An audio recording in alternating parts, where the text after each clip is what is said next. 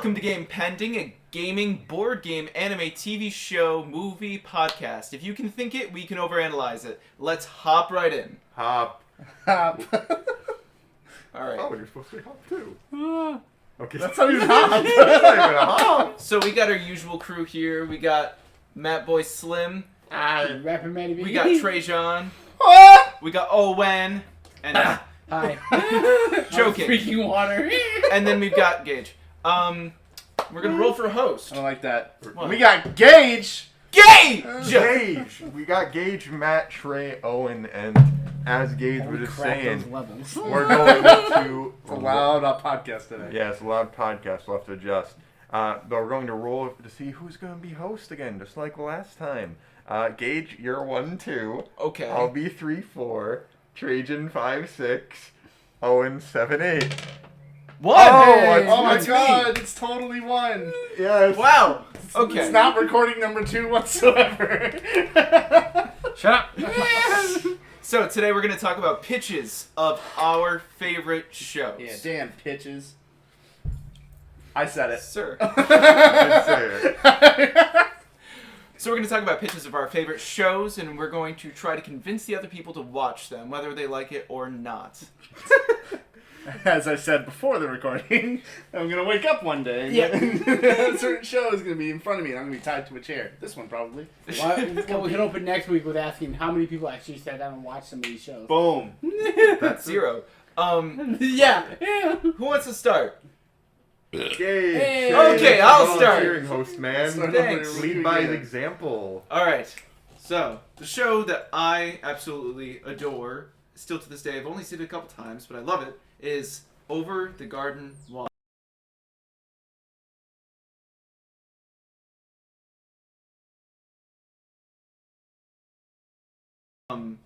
And the story was amazing. I don't want to get too many spoilers in this, but there are these brothers, Wirt and Greg. And Greg has a little teapot on his head. Oh, is that Wirt? Oh my goodness. It's a great show, but I can't remember. It's quite the pitch you're giving me. Exactly. Yes. It fits the show. I think it was. I'm gonna go with this yeah. was back in 2014, right? I think so. Yeah. It's been a while since I've seen it, but this show has had influence on a lot of D&D. Actually, I started making a campaign based around the show, or the premise of the show, and my DM actually implemented an episode from the show into our campaign, and that was awesome, especially going back and seeing that episode and then texting my DM being like, hey, is this inspiration? And he's like, well yes. And then I watched the entire episode, I'm like, I don't know if that was inspiration per se, but it was still really interesting. It was. We had a fun time. That's My what DM. matters. I'm just saying, in place of the DM, it wasn't me. Totally. Totally not you, right? No, I mean, not at all. you're sitting next to 2 of your DMs, so. True. Yeah. Alright, so let's get to the show. The show is about these 2 brothers that go on a lot of adventures, and they meet a bird named Beatrice, which is actually a reference to Greek mythology. Oh. Whereas Beatrice would carry Beatrice would be an angel that would try to coax people into going into the underworld, if I remember correctly. And that's just kind of like a little illusion in the show. And I don't want to spoil too much of it. But the kids go on wacky adventures with other talking animals. They're humans. And they sing songs about mashed potatoes and molasses. That's another day for me. Oh, yes. Oh, yeah. God, yeah. And they play pianos, and there's evil people. There's the highwayman who steals things, obviously. And the show is just so amazing, and I would love to talk all about it, but I really don't want to spoil it for you guys. But if you have any questions, I'm more than happy to answer them. Well, I'd be interested in more of the, telling more about some of the characters that are in it that you do run into, if you can recall any of them. Yeah. Yes. Well, the main 3 are Greg, Wirt, and Beatrice. One of those names, Wirt? Yes. I'm And already also, obsessed. wait, George Washington. Not the George Washington, Oh. but also I think he has a lot of different names. It's It's a frog that Greg has. Interesting. Yes, and it is adorable. It's my favorite frog of all. What about? I'm already obsessed. I'm sold on word. Yeah.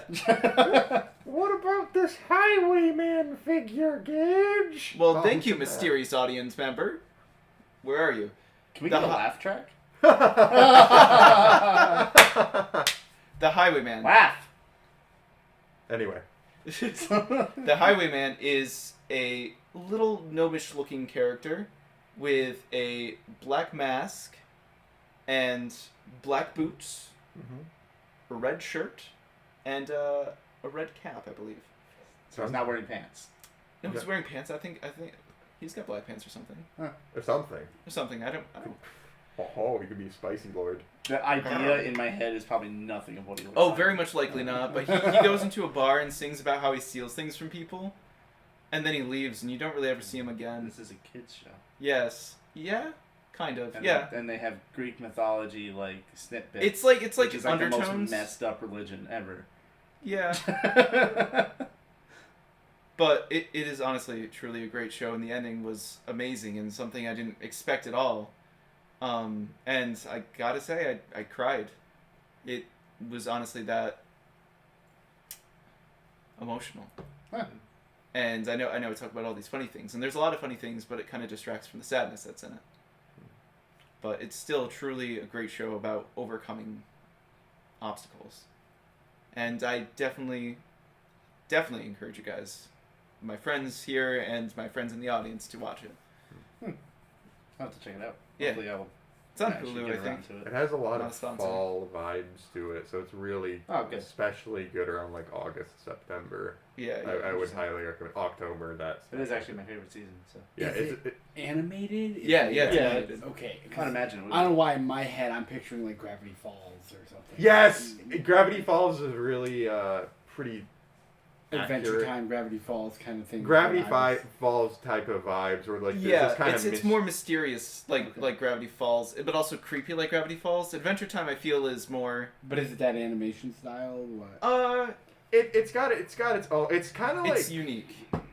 you know, like those old like Victorian cartoons of like Peter Cottontail, Okay. kind of inspired by that. but with like a modern twist into it. Kind of. It's yeah. very I'm always grounded. into like how clean the animation is coming. Yeah, in. it's very from creative. 20. It's from 2014, and Yeah. it's It also pretty- draws a lot of inspiration from Disney as well. Yeah. It seems like it does. It's a very interesting animation style. like old Disney or like Both. yeah, 'cause Older- old Disney. I would It imagine has 'cause, older yeah, and newer influences, interesting. That's and the time place that it takes place in is kind of mysterious. It's unknown. But yeah, it's such a great show, and if you guys have any more questions about it, I'm more than happy to answer. Yeah, my mind just immediately went to Gravity Falls, which I've only seen bits and pieces of, but my brother is obsessed with that show. And Oh, it's I've great. heard a lot of people I've talk heard it's about it. amazing. I've It's an amazing show. I've watched quite a bit of Gravity Falls. It's a really like fun, Yeah, I should really check it out. cool, I really should mysterious check it out. animated show. You said Over the Garden Wall is a miniseries. I Yeah. guess if I'm not knowing this, and if I recall correctly, the episodes are like what? Each episode's like 11 minutes or so. Oh, Like geez. Yeah, Oh, it's really? 11-12 minutes. Yeah. Yeah, they're very short. And it's a miniseries, so how many episodes there's total? about I wanna say 12? 10, 12. So 10 it's or like 12. it's like a movie's length amount. Oh, Yeah. geez.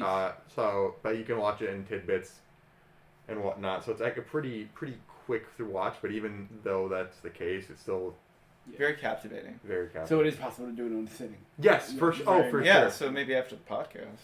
I'm gonna put Aren't there? There's a couple really famous voice actors they got too, right? Gage? Yes!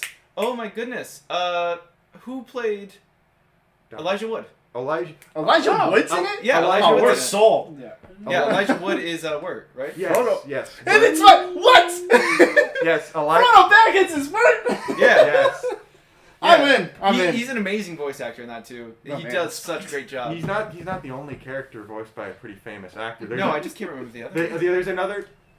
There's another character called, I believe, the Woodsman is all he's referred to. He's voiced by Christopher Lloyd. Doc Holy Brown. shit. Yeah. Wow. So they have some real talent like behind this, and they do a pretty good job. So Trying to another figure out thing. who Beatrice is because I think You know she's a voice actor that's in like literally everything? Mark Hamill.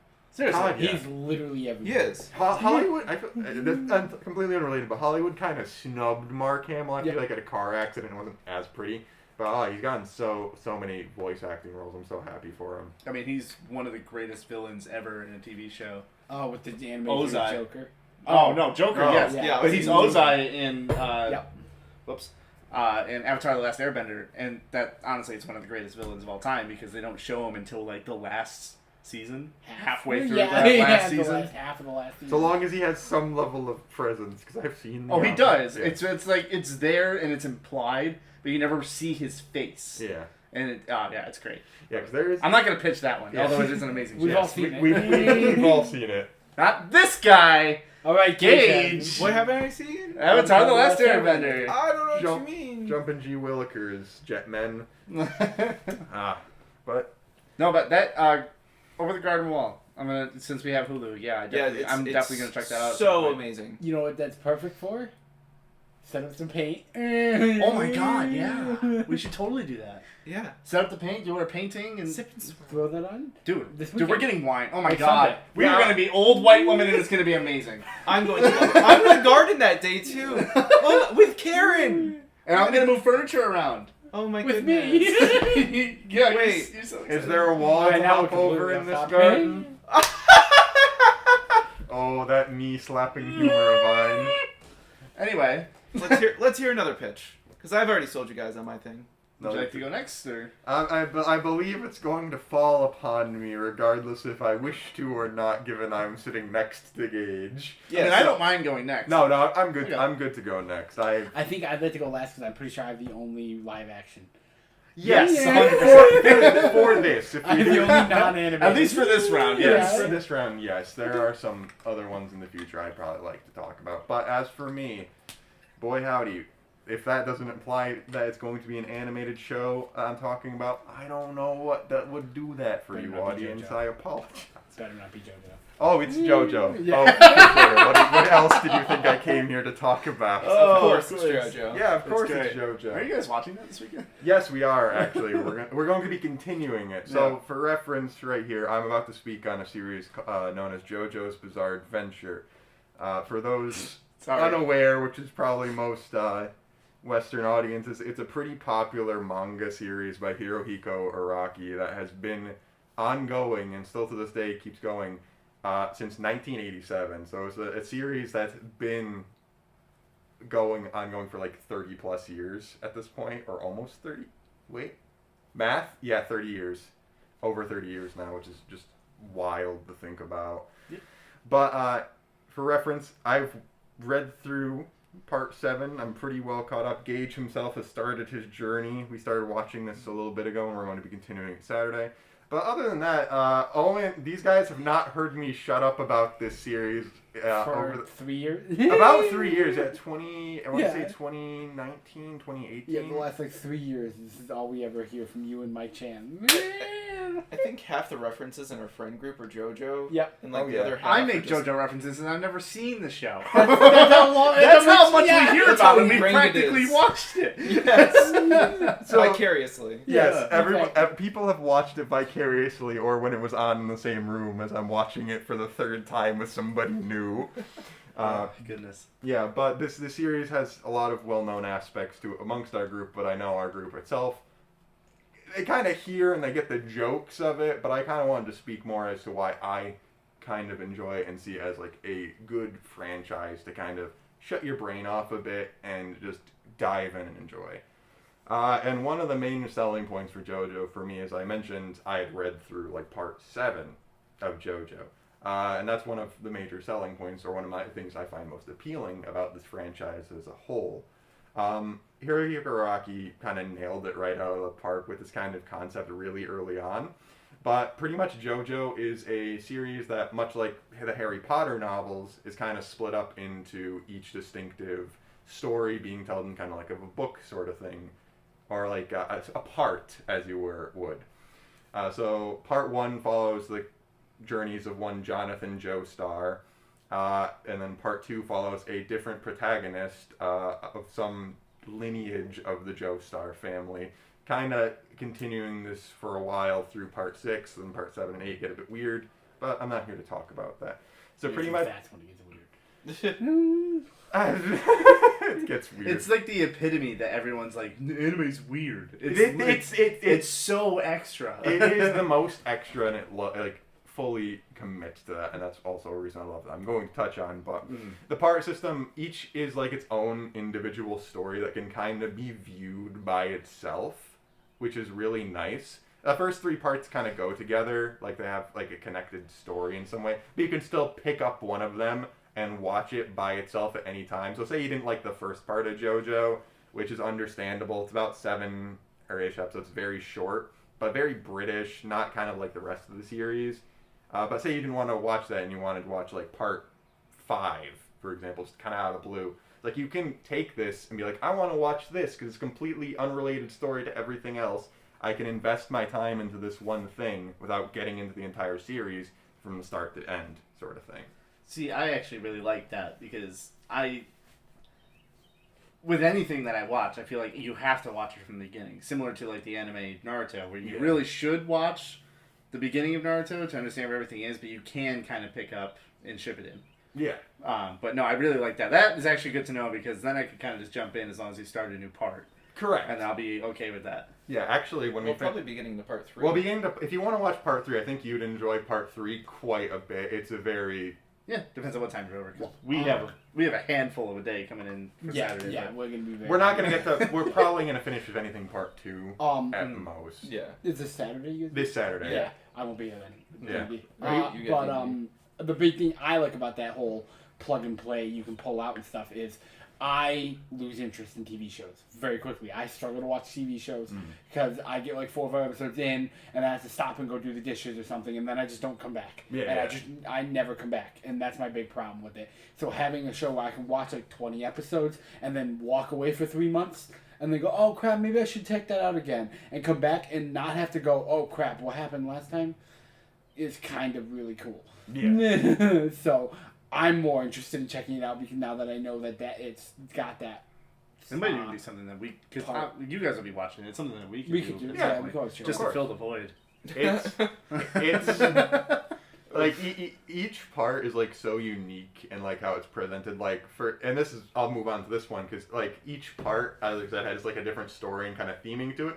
Like the first part I kind of mentioned a bit is very British. It's set in like the late 1800s, so it's like pre-car technology where steam power is getting. Then skip to say part 5.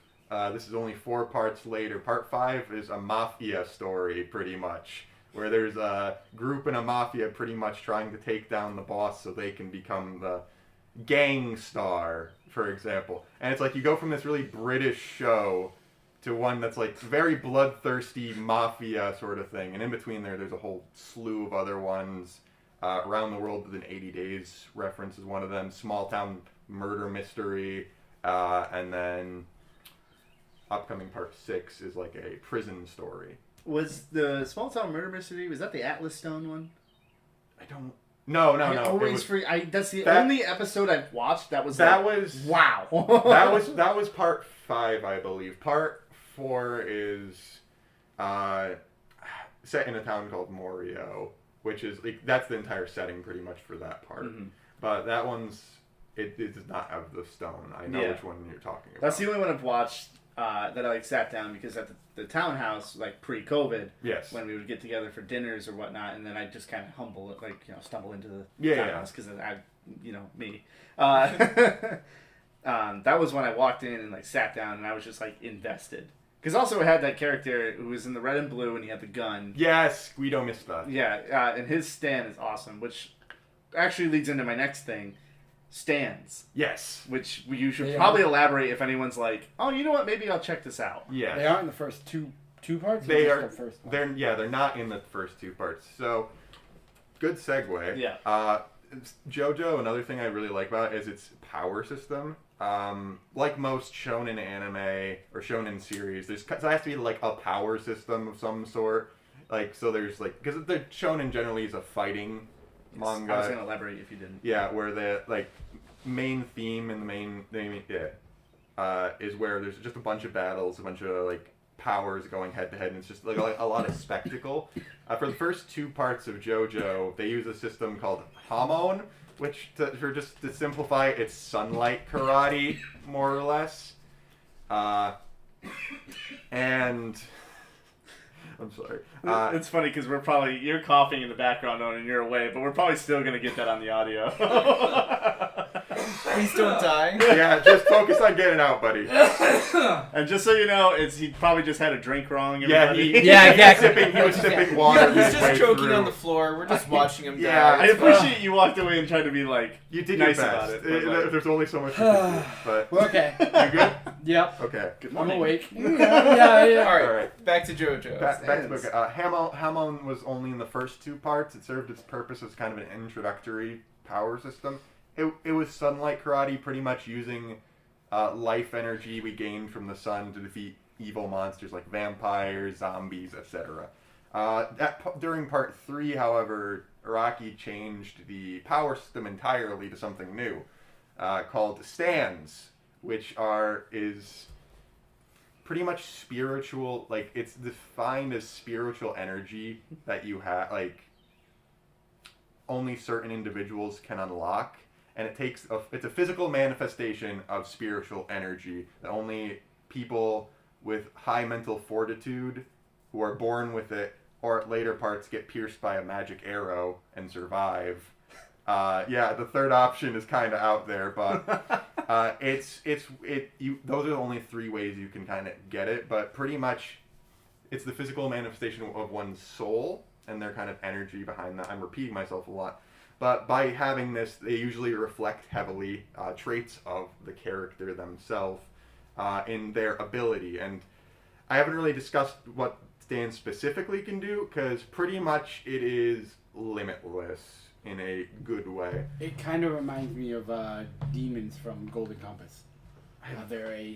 This for my book nerds. Yes. The Golden Compass is a fantastic series of books, and in that, there's people are born with the ability to project their souls into animal forms that are basically familiars from D&D. They can make them go do things, fetch and stuff. Yes. No combat ability whatsoever, but they can make them go do things, and it's really cool and stuff. And that sounds kind of similar to this. Yes. It's a soul projection. So it's almost again. Sorry to interrupt. Yeah. No, of course. But it's like the what's the spell called in Harry Potter?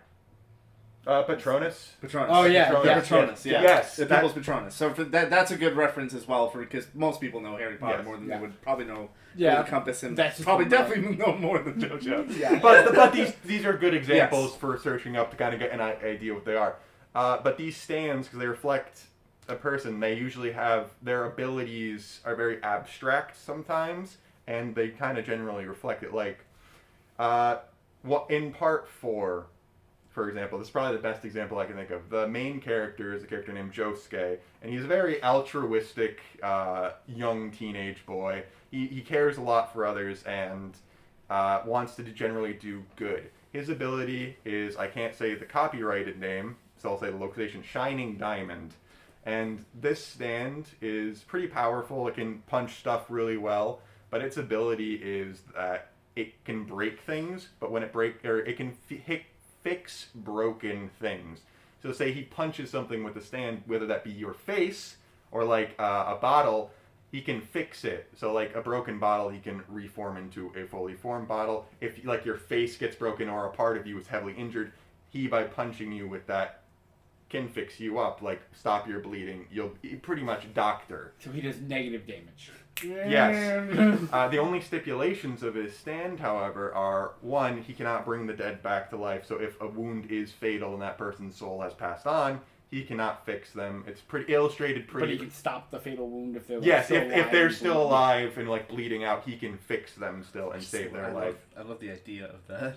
Yeah, you just did the motion. Just punching him alive. You guys are like, oh my god. Not live, but like... Yeah. Well, they're funny enough, there are instances he punches through a person's like sternum and then rips his hand back out, and they're still fine. Like the hole's fixed, but like now there's something inside of them that he left there. Oh god. Oh. Yeah, that makes me uncomfortable. It's very JoJo also, by the way, it has a lot of horror elements to it. It can be very uncomfortable at occasions, so reader discretion or viewer discretion advised.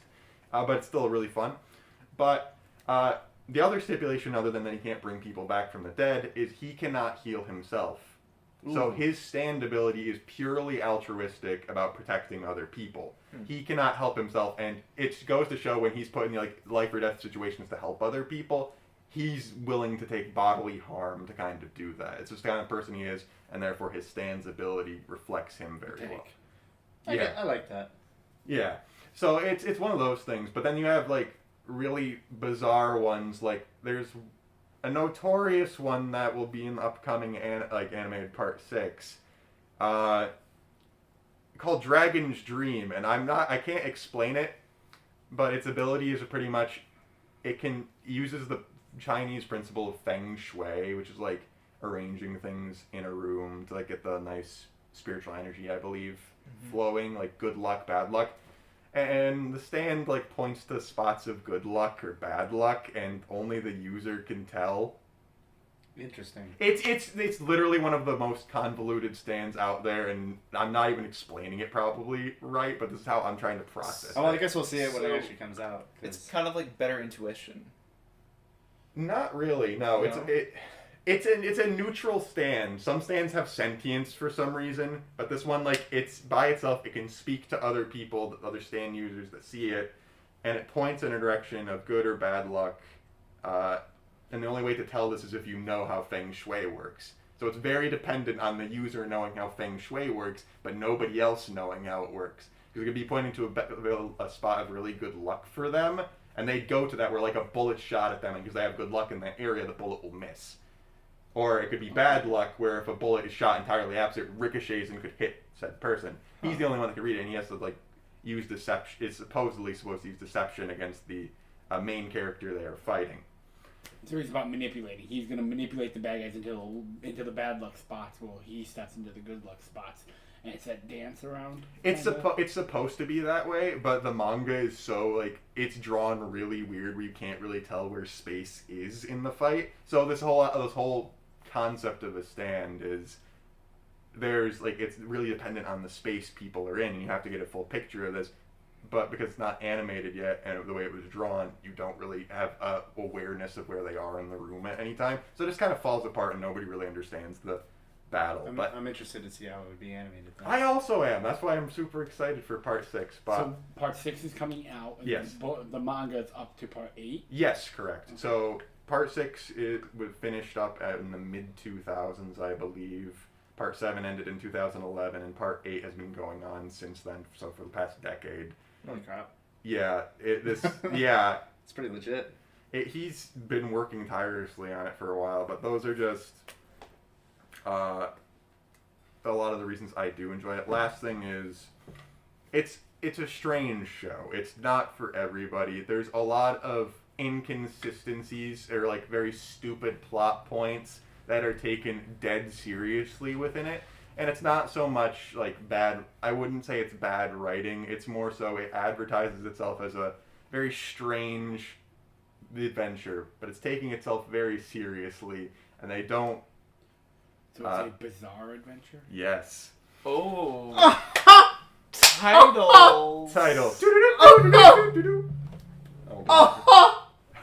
Knee slapper. But I wouldn't say go into it with the mindset it's going to be some, like, amazing piece of, like, intellectual storytelling. I say, for anyone perspective to watch this show, go into it, relax, spend, like, your, like, wait, that doesn't make sense, and just kind of enjoy the ride.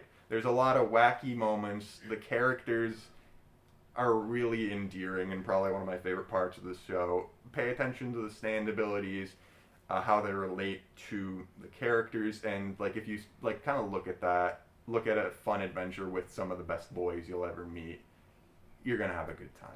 One of the only 2 episodes I've ever seen of that is the one where they go into an Italian shop or something. Some guy opens an Italian shop and they go in and talk to him, and his guy's stand ability is apparently to like look at you and know exactly what he needs to cook to fulfill you or something like that.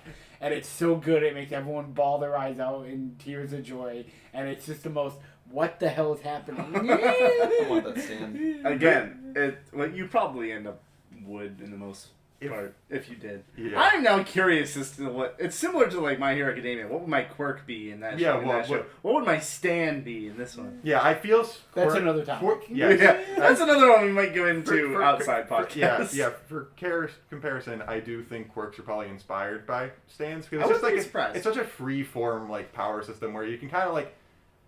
You can see, like, these abilities, like, don't inherently have, like, one stronger than the other. They're very niche sometimes. So it's like, oh, how could this, like, big bad evil guy stand compared to main character of a different part? And it's like, you could see how one could beat the other. And, like, nobody, like, even, like, part 3 first introduces stands.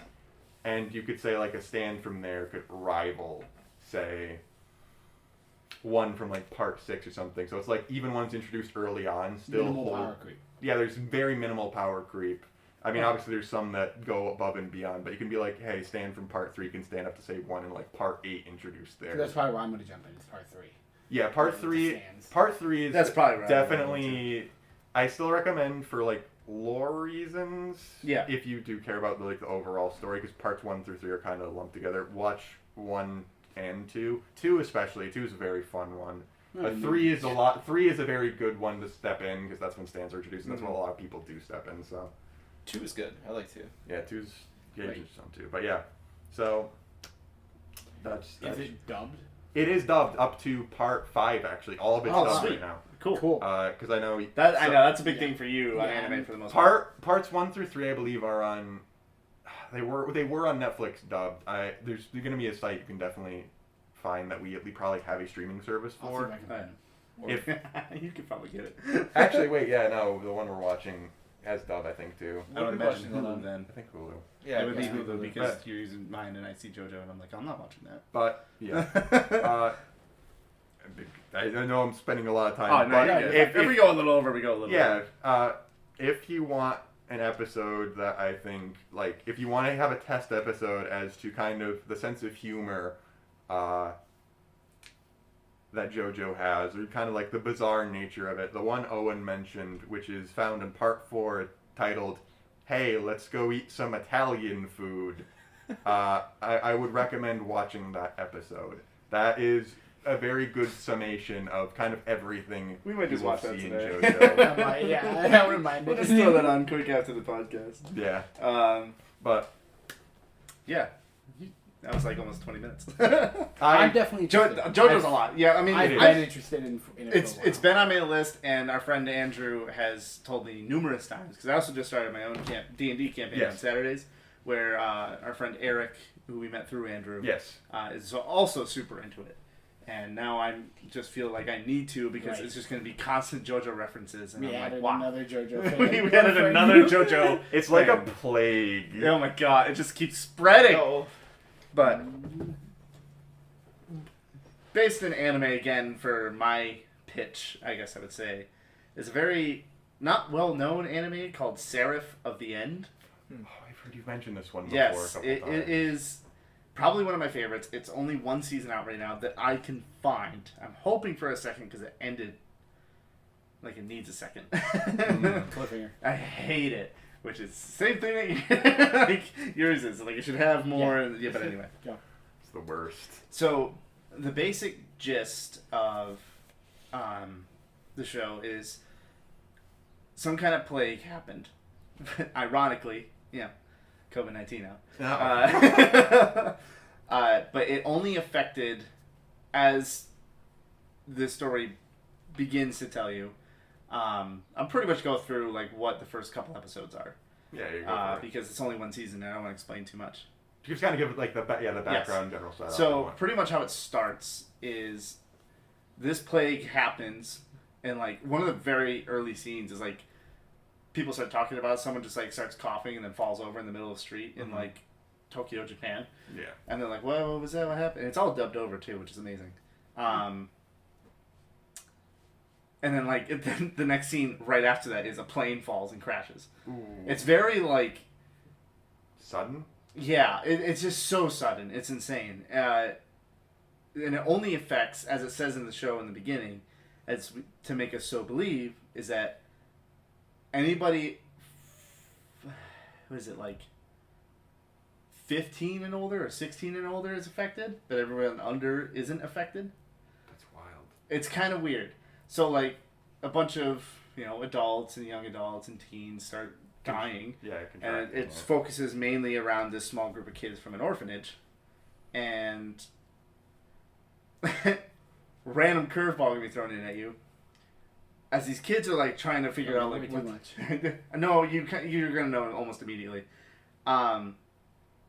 These kids are, like, trying to find their home, and they're like, blah, blah, blah, whatever. So they're trying to find food for themselves. Orphans doing kids, orphan things. Yeah, orphans doing orphan things. Vampires. Have I walked in on you watching this before? Yes, you probably have, actually. Okay, that makes sense. I've watched this sounds so familiar. I've watched the one season over probably about 12 times. I'm sorry for interrupting, but it just sounds so familiar that... It's just so good. I think I remember watching it with you, a little bit of it. Yeah. So, so vampires come in, and, like, it's kind of insane just how it happens. And, like, these vampires have been around for a long time. They're very, very well known in the existence of this world, which is our world, but in a different world. Or different timeline, I guess.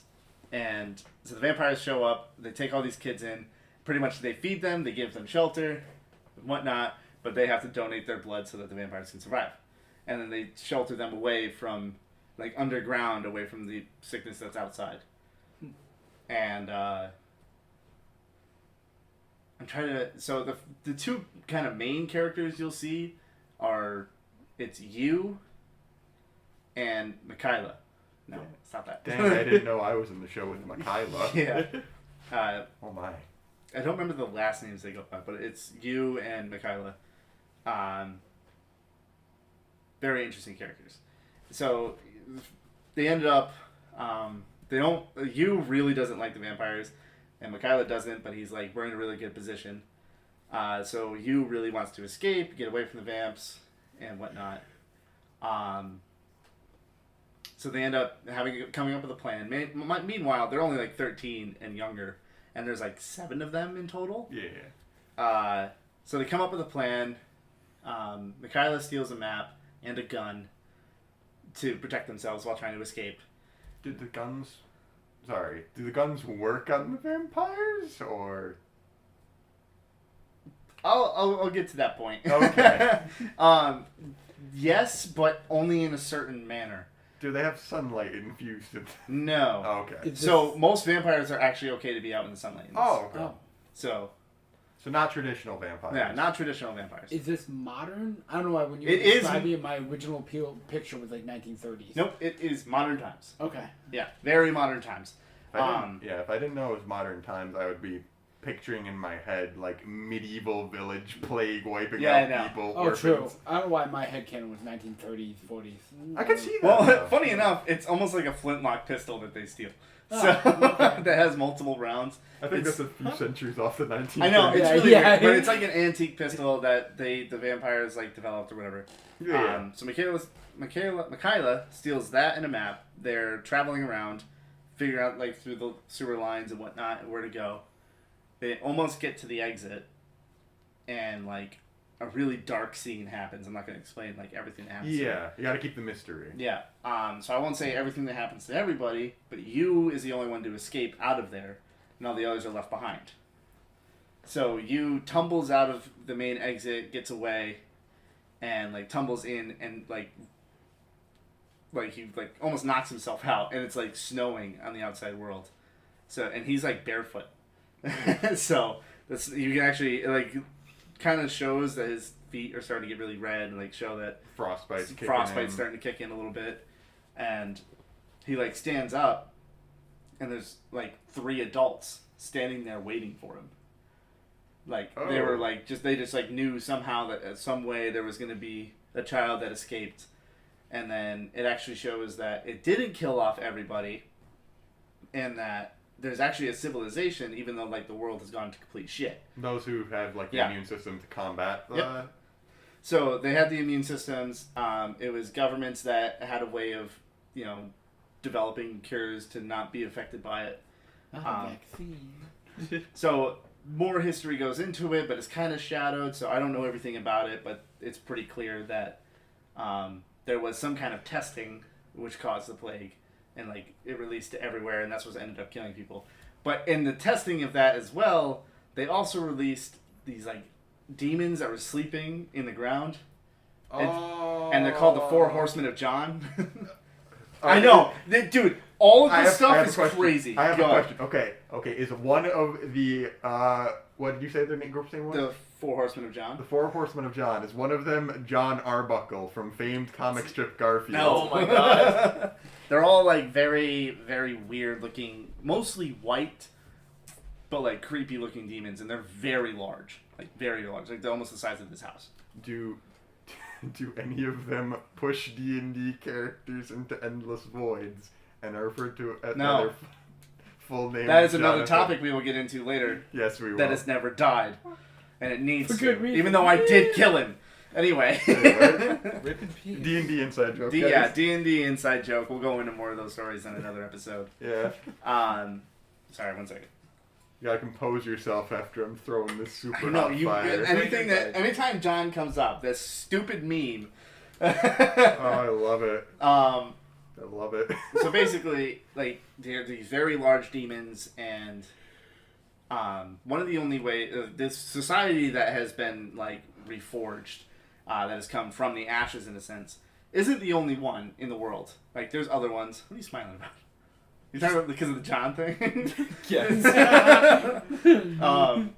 Good job, Matt. You derailed everything. They're not the. That's what happens when the John thing comes up. It always does. Anyway, so they're not the only government trying to come up, but they really want to be the ones that are come out on top. So like everyone and like reforge everything, and really pretty much bring humanity back. Yeah. Because I think the average rate was 96%, I think they said, of humanity's race, like of the human race is perished. That's a lot. That's a lot. So there's really not a lot left. Considering the Black Plague only killed 1/3 of Europe and it knocked Europe back to the Stone Age. Yeah. 96% would be. I could be fudging the ones a little bit. I don't remember exactly. That's like a high end percent though. I know it's insane. But the way their army and how they combat the vampires, because they've been at war with them for a while now. Yeah, the vampires are still a thing. So how they combat, because they've been at war with the vampires and the Four Horsemen of John, which are just kind of chaos that are there. Mondays, am I right? Yeah, but they're kind of mostly on the vampire side. So the way that they fight the vampires is with, technically, the soldiers become possessed by demons. Like, the main generals become possessed by demons. And it's called the Moon Demon Company. So their weapons are infused with like a curse, and the demon they have is the curse, and they have to like beat that demon mentally to get the weapon, and it's a pretty cool process. I'm not trying to give like away too much. Yeah. So they have to mentally keep combating to use this power. They have to keep having this battle with this demon and keep overcoming to have the power to fight back. So it's not like every single time. It's not like, roll a will save and like whatnot. Yeah. It's the initial training. So the initial part of like, are you going to be a part of the Moon Demon Company, and to get this weapon and become like a higher ranking official, it's you go in and it's like these sealed, like magically sealed weapons, and then the candidate grabs on a weapon that they resonate with themselves. They're just like, oh, this sword looks cool, kind of deal. Yeah, same. Or I'm vibing with this gun, or the weapons are endless. Like the main ones you'll see are a katana, a scythe, dual swords that are connected by a chain, and then there's also a trident, which comes up with kind of a side character, a axe, and there's actually a sniper rifle. Oh, I know. It's one weird. Of these it's things is not like the other. It's very one weird. One of these things just doesn't belong. They're also really cool in how they do everything. Yes. But the bow is actually better than the sniper rifle is. But yeah, for the initial interaction, I know the initial interaction with the weapon is they get into this mental battle with a demon, and the demon tries to possess the body, and then try and fight back because they don't like being used as prisoners and pretty much batteries for their weapons. They have their own free wills. So. Yeah. So they have to get into this thing, and the demon will show something very dark from their past, and if they give in to the very depressing state of their life, the negative emotions. Yes. So it shows the bad thing for you, the character you, that happened not too long ago. But at this point, it would have been like almost 5 years ago. Oh wow, that's quick. They do a big time jump as well. Well, that makes sense considering you said they were like kids. Yeah, they were like kids, and then I think it was like 4 or 5 years later, and it shows. Yeah. Yeah, you wouldn't want to watch like a 13-year-old go into deadly situations. That's just kind of Naruto. Yeah. That's a whole nother pitch for another episode because I could be a whole episode in itself. Yes. So yeah, it shows that really dark, depressing time, and if he gives into it, the demon possesses him. Long story short, main protagonist, he gets over it, gets the sword, gains these abilities. They have other weapons that have like incantations on them that will help normal soldiers fight against the vampires. So that they're not useless. Yeah. But yeah, I don't know, it's really interesting because normally you would think light or a heavenly power or stuff like that is what would help them fight against the vampires, but they use demons because apparently angels aren't all there either, and they're actually sometimes more messed up than the demons. It's really cool. That happens later in the season, and it's kind of like, I see why you did demons. This show sounds like it's just a giant mindfuck. Yeah, it's pretty insane. It seems to me almost like it's directed by M. Night Shyamalan on drugs. Like, you think you understand what's going on, and then there's like left turn. It's like, so yeah, it feels less so like a twist, more so like another development. You know, a lot of development happens. You thought that was bad? Check this out. You're like, why didn't the angels come in? Haha! Points at the angels. We're in danger. So during all this time, like right before Yu joins the Moon Demon Company, they put him through school, and his test before joining the Moon Demon Company, because he's kind of a lone wolf, because he doesn't want to get close to anybody else. Fair, given his circumstances. Yeah, given the childhood trauma. So they pretty much told him, you need to make a friend, and otherwise you're not. So the basic like, make a friendship. You need a rival character. Nah.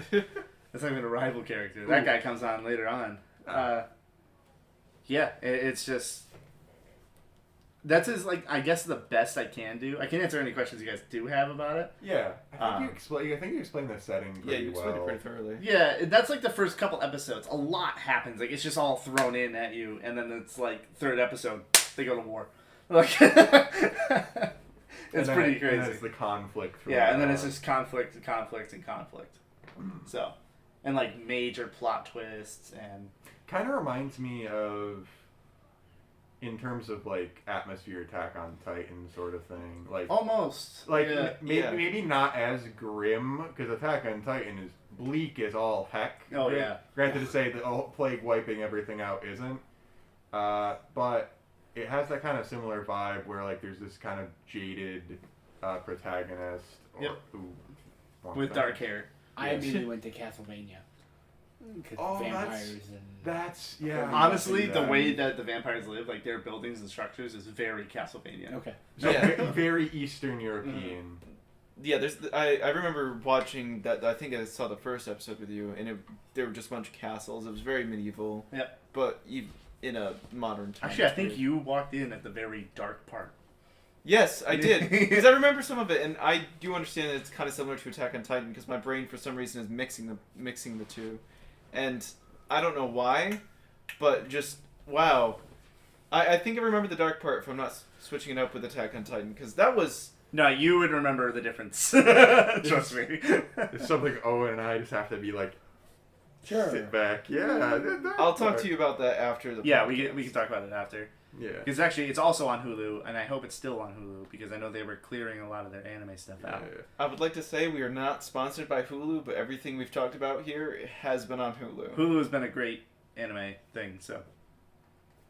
Yeah. Any more questions? Yeah, my mind just immune with the Castlevania with the holy weapons. And less so a question for me, but like I love how vampires have just been so closely associated since Dracula with Eastern Europe, and it's nice to see like that they're adding that inspiration into the show itself. Yeah, I love like, that. You don't hear that much about Eastern European culture because it is set in Japan, right? It is set in Japan. Yes, Yeah, it's so, actually I think they're based in Tokyo, and the crazy thing about it is like they still have like modern vehicles. Like there's Humvees. Oh. There's the giant like helicopters that multiple people will jump out of. And rolling thunder kind of planes, and they have a lot of crazy stuff. That's wild.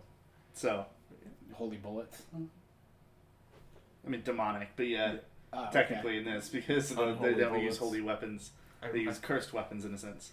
I think at one point my brother and I had tried to saw it was on a streaming service. This was years ago because you've been recommending this for years. Yes, I have. We saw it and we're like, we'll start this at some point, and then we never started it, and I felt bad about that because I was like, Trejan recommended it, so maybe now that you've done it again, I will.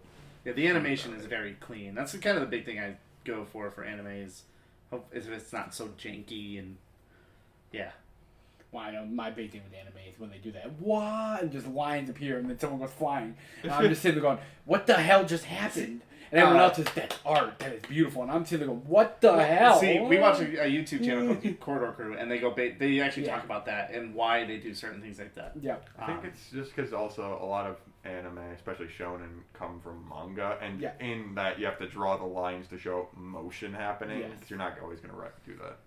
But that's a fair... That's why I like those clean animes and stuff, which is why I'm interested in this, because it's more clean. Yes, it's so definitely more clean. And it's very story driven, and it's not just like, let's fight again. So, cool. But, now, completely unrelated to anime, cartoons, anything like that. But with one of the greatest men that has ever existed. And last but not certainly... last but not certainly... Couple questions for you guys. Do you guys like cowboys? Of course. Yeah. You like space? Yes. Yeah. Camaraderie.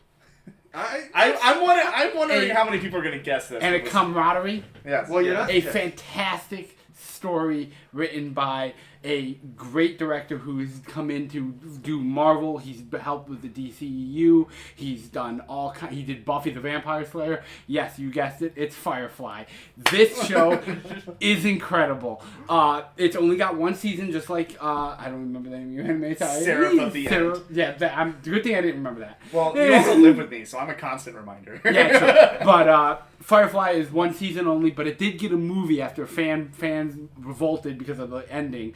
They went, we need closure, so Fox finally said, all right, screw it, we'll give you a movie, and they gave them a movie to end it out, and the movie's pretty okay, but the show is definitely the show's the star. You've said this many times over the years, and it's a fantastic show about a group of ragtag individuals from all kinds of different backgrounds and walks of life coalescing together on this one ship called Serenity.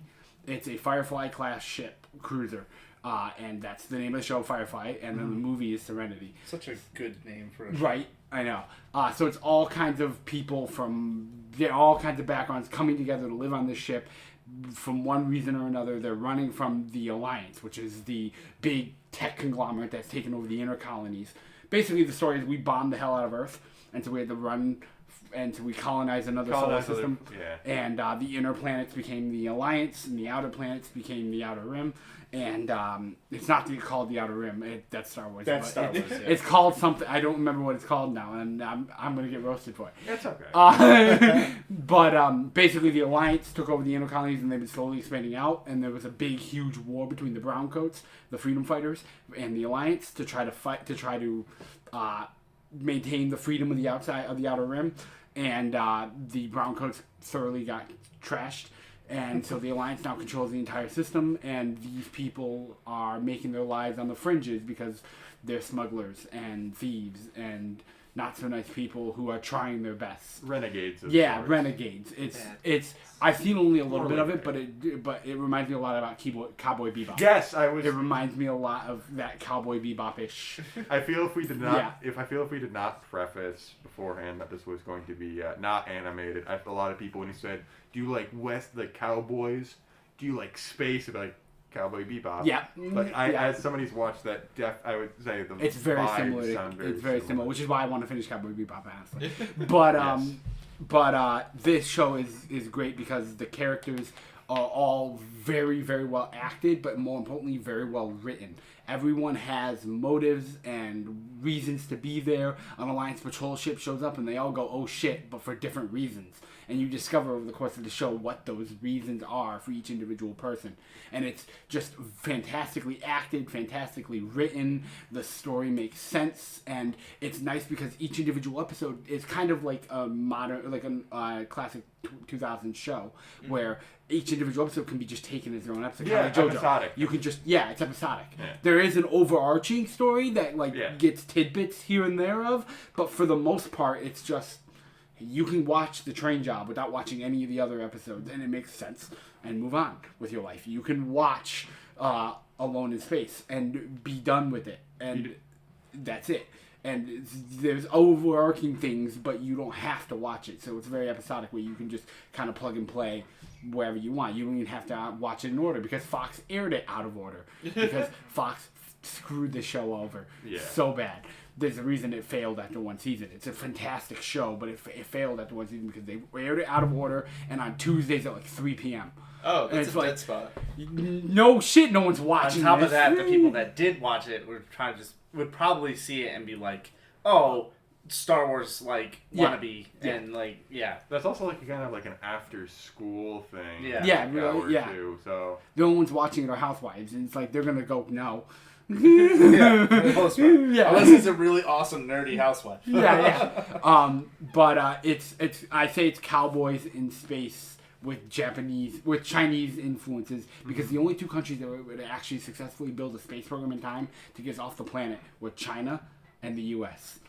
So the only people, for the most part, I mean, there's a handful of other countries here and there that were able to get rides and stuff, but for the most part, the main demographics are Chinese and American, and so the two languages spoken are Chinese and American. They constantly are like swearing in Chinese just to cover it because it's an American show, so they can cover like some of the swears that are having to bleep them and stuff by swearing in Chinese, and they do different things like they use like coded phrases by mixing the two languages together, which is kind of really cool. Kind of like how Spanglish is. It's Spanglish. Yeah. Like so, in this case, it'd probably some mixture of Cantonese. I'm imagining Cantonese because it's the most popular Chinese.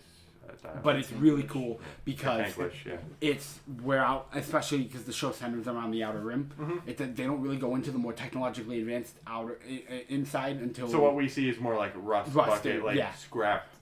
One whole episode is them going down to a cow farmer and working out a deal to transfer his cows from one planet to another because his farm's going under and his brother's farm is doing pretty good. So they're just going to merge their farms and transfer the cows across space. So space cattle ranching. Yeah, for that episode, yes. And all their guns are like laser guns, but they all have like that blocky revolver feel, and they reload by like a revolver reloads and stuff. So it's really cool like that. I cannot believe I haven't seen this. I did see some of the props from the show, and oh my god, they are amazing. Oh, I know. And also, I feel like the Outer Worlds by Obsidian was heavily influenced by Firefly. Because I played that, and from what you're talking about, it just seems like there's a lot of influences from that. I can imagine. It's pop culture nerd. Very few people would be like, "Oh, I know everything about this," and like this should have happened. Blah, blah, blah. And a lot of corporate satire. They definitely make fun of big corporations being the reason the Earth was ruined and stuff. Absolutely, and the little guys having to be the ones to fight it out and stuff. And it's like, well, how did the little guys get here? All the rich are the only ones who could afford the ships. And they go, well, who do you think made the ships? Who do you think flew the ships? The little guys. But the most important thing about this entire show. Nathan Fillion. Yeah, Nathan Fillion is the main actor, is the main character of Captain Malcolm Reynolds, and this is honestly, I've seen a lot of Nathan Fillion stuff. in my opinion, this is his peak. He is so good in this show. But the writing is fantastic. Joss Whedon does a fantastic job crafting this world, this universe. He does a fantastic job making this world seem alive, and everything makes clicks and makes sense. And it's got the perfect touch of Joss Whedon humor mixed with that seriousness. Because like at one point they pick up a preacher who's actually a really cool guy, and I don't remember the actor's name, but he's an awesome actor. But they pick up a preacher, and at one point, and the preacher's very much like non-violence, and they get attacked by a lion, and the preacher picks up a gun, and the main like gun guy goes, "I thought you said you were non-violent." He goes, "Yes, I am. The Bible says no killing." But it is somewhat fuzzy on the concept of kneecaps. That's the greatest thing ever. And he starts kneecapping guys. I'm just taken aback right now. I don't know why Westerns love doing it, but I appreciate them. They always make the priest somewhat level of gun-toting. Yeah. It goes against it. Yeah, you can definitely tell this has anime-ish themes with the Chinese coming in, and but it's very much a Western Americanized TV show with different things, and there's two overarching threats in the whole show. The Alliance constantly putting pressure on, demanding more from the outer colonies, demanding more men, more resources, more money in the form of taxes and stuff, and they offer shit and protection. Like they're like, "Don't worry, if you pay taxes, we'll protect you," and then they don't because they're greedy assholes. They take away kids to turn them into soldiers, and it's grim. It's grim. Being a Star Wars guy, all I'm hearing is Empire. It's very much Empire. It's very much evil Empire. Yeah. And then outside the outer fringe, there's this group called the Reavers, and they are bloodthirsty people who saw the edge of the galaxy and went mad. They got to the edge of the galaxy, and all they saw was endless expanse, and it drove them nuts. And now they are bloodthirsty vampires and want to kill everyone. But they're not actually vampires. They're normal people. I was going to say vampires. They are normal people, but they're basically vampires that just minus the immortality. Like cannibals? So they're crazy cannibal people. Okay. And with no sense of pain. No pain. They lost all sense of pain. That's nuts. So like they come running at you, and at one point they come running at the main character Malcolm, and he just bang, bang, bang, bang, bang, bang, bang. Oh, that was close. I think that's kind of, but with this whole show, it sounds absolutely incredible. Yeah. I think the biggest thing that has kept me from watching it is it only has the one season. Yeah, it's one season, 13 episodes. Each episode is half an hour long, except the premiere episode, which was an hour. Which mostly. Yeah, exactly. And it was, it's incredible. Questions, please. Yes, I was waiting for the time for it, but you mentioned the cast. I was wondering, like, the cast size, because, like you said, there's only one season. You said the characters are really well developed. So I'm, like, picturing, like, a small cast, like 4 or 5 people. So I'm just kind of trying to, like, wonder how well it's balanced. Seems like it's the fact that you went to 2 hands. Yeah, he's on about 8 characters. About 8? Those are that's doable. That's not like too Captain hard Malcolm to Reynolds, Yeah. the overall captain. There's the pilot. I know. There's his second in command and like his like go-to partner. They're war buddies. Zoe. Mm-hmm. She's married to the pilot Wash, who's played by oh crap! He was in the Rogue One. He's the voice of the robot in Rogue One. He's in all kinds of crap. What the heck is his name? I don't have my phone on me. Oh my god, that's gonna piss me off. I don't know. He's got it. Yeah, Gage got it. Wash. He married to Wash and Zoe are married. Zoe's the second in command.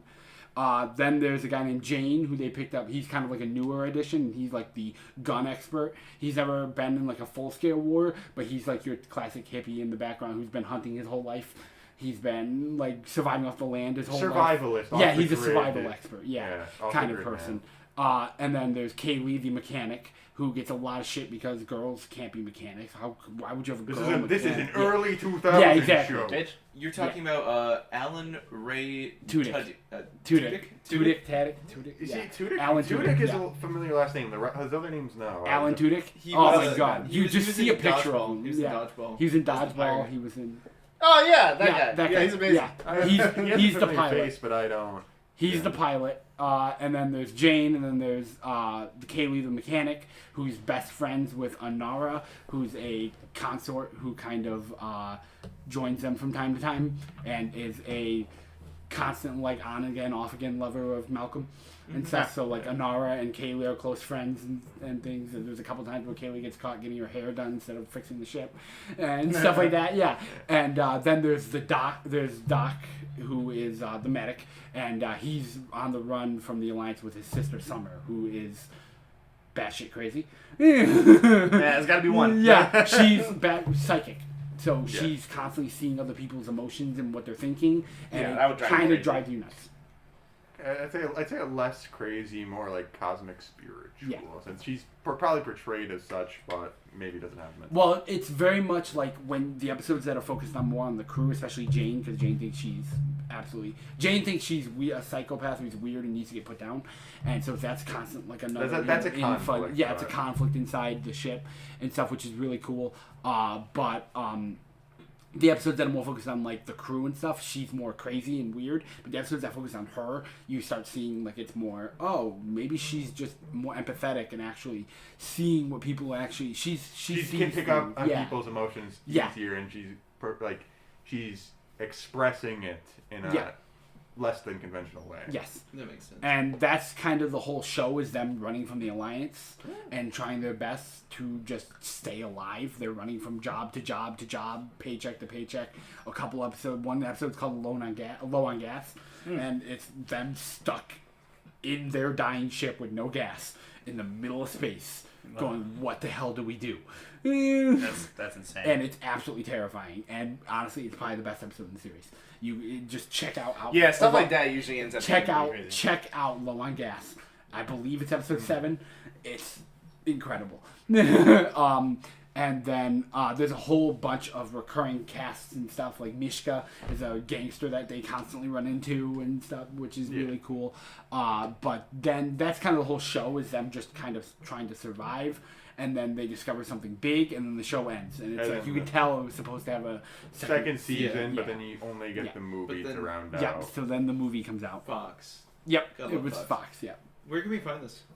To be honest, almost nowhere. What? Yeah, that's one of the things. It's literally like nowhere. Your dad has it though, right? I have the full movie and box set at my parents' house. So, yeah, we could hypothetically buy it, but unfortunately, one of the things I remember hearing about Firefly, it's hard to get. Notorious. Yeah, it's notoriously hard to get. Like, it's been the number one. Fox every year puts out a questionnaire of people going, what is the most underrated canceled show? Like, along other things, they constantly put out these questionnaires just to update it. And the last 15 years in a row, Firefly's been number 1 by a landslide. The most underrated canceled show. They don't care. No, they don't care. I feel that's a good topic though, because there's some shows that have been canceled Clone High. Oh my goodness. None of you are gonna know what this is. Nope, but Wilfred.